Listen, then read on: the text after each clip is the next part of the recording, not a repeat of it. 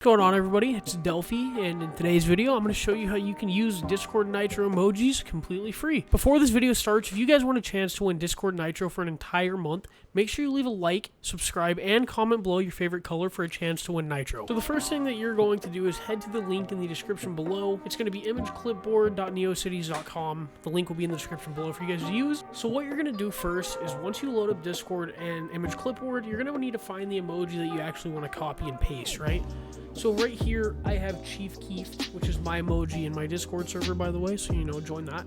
You're just going to go ahead and select it, right-click it, and you're going to go ahead and click Copy Link. Once you've had the link copied, go ahead and head over to imageclipboard.com and just simply paste it in like so.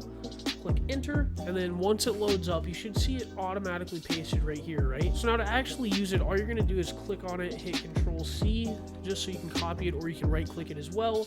But if we go into any other Discord server, right, we can just go ahead and paste it like so.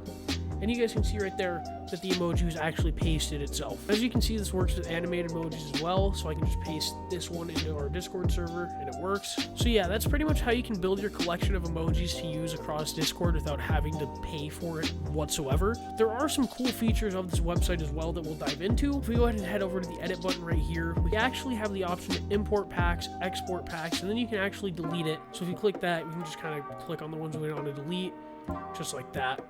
And we just go back. But another cool feature that they have added into this is if you click the packs button, you have a bunch of different emoji packs that they've actually compiled together for you. So say I wanted to use Minecraft dungeon emojis, right? We can just do that and import it all.